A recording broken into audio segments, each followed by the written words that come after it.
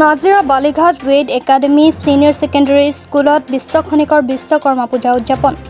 আজি বিশ্ব খনিকৰ শ্ৰী শ্ৰী বিশ্বকৰ্মা পূজা। ৰাজ্যৰ বিভিন্ন প্ৰান্তত আজি উদযাপন কৰা হৈছে বিশ্বকৰ্মা পূজা। ৰাজ্যৰ ভিন্ন প্ৰান্তৰ সমান্তৰালকৈ নাজিৰা বালিঘাটস্থিত শিক্ষানুষ্ঠান ৱেড একাডেমী ছিনিয়ৰ ছেকেণ্ডেৰী স্কুলত উদযাপন কৰা হৈছে বিশ্বকৰ্মা পূজা। পূজাৰ লগত সংগতি ৰাখি শিক্ষানুষ্ঠানখনত পৰিৱেশন কৰা হৈছে দিহানাম। মাংগলিক নীতি নিয়মৰ মাজেৰে অনুষ্ঠিত এই পূজা ভাগত শিক্ষানুষ্ঠানখনৰ কৰ্তৃপক্ষ, শিক্ষক, শিক্ষয়িত্ৰী সকলোৱে সেৱা জনাই বিশ্ব খনিকৰ বিশ্বকৰ্মাৰ আশীৰ্বাদ লোৱা পৰিলক্ষিত হয়।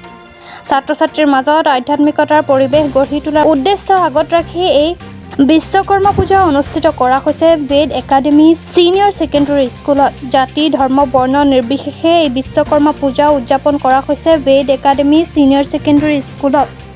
শিৱসাগৰৰ পৰা ফাৰহান লস্কৰৰ ৰিপৰ্ট।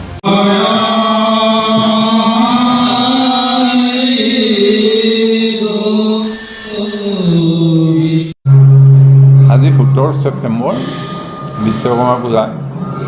এই উপলক্ষত মই সংবাদসেৱী সকলোলৈকে আদৰণি জনাইছোঁ আৰু আপোনালোকৰ জৰিয়তে সদৌ অসমবাসীক বিশ্বকৰ্মা পূজাৰ উপলক্ষত শুভেচ্ছা জ্ঞাপন কৰিছোঁ।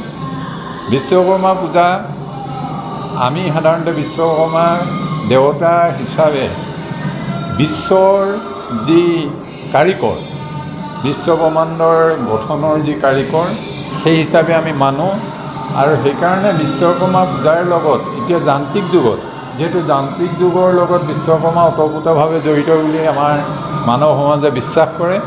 গতিকে আমি এই বিশ্বকৰ্মা পূজা ভাগ আমাৰ ভেদ একাডেমী পৰিয়ালবৰ্গই, নাজিৰাত অৱস্থিত ভেদ একাডেমীয়ে আমাৰ সমূহীয়াকৈ এই বিশ্বকৰ্মা পূজা পালন কৰিছোঁ। তাত আমাৰ পৰিয়ালৰ সকলো সদস্য জাতি, ধৰ্ম নিৰ্বিশেষে ইয়াত আপোনালোকে দেখিবলৈ পাব।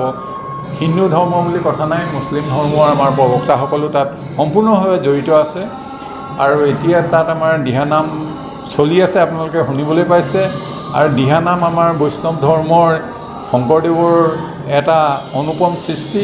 সেই সৃষ্টিৰাজি আমি ছাত্ৰ ছাত্ৰী তথা সমাজত আগবঢ়াই দিবৰ কাৰণে এই ব্যৱস্থাটো আমি কৰিছোঁ, যাতে আমাৰ যি আধ্যাত্মিক দিশ, আমাৰ ছাত্ৰ ছাত্ৰী বা অন্যান্যসকলৰ আধ্যাত্মিক দিশৰ দ্বাৰা তেওঁলোকে উপকৃত হৈ সমাজৰ যি অসূয়া অমংগল আছে, অৰ্থাৎ উচ্ছৃংখলতাৰ যি আমি পৰিৱেশ দেখিবলৈ পাইছোঁ, সেইবিলাক যাতে নাইকিয়া হয়, তেখেতসকলে আধ্যাত্মিক দিশত নিজকে সবিশেষ জনাৰ প্ৰয়াস কৰে আৰু তাৰ দ্বাৰা তেওঁলোকে ভৱিষ্যতে নিজকে সুস্থ নাগৰিক হিচাপে গঢ়ি তুলিবলৈ প্ৰয়াস কৰিব পাৰে। এই আপাহতে আমি বিশ্বকৰ্মা পূজা পালন কৰিছোঁ আৰু আমাৰ মহৎ উদ্দেশ্য হৈছে এইটোৱে।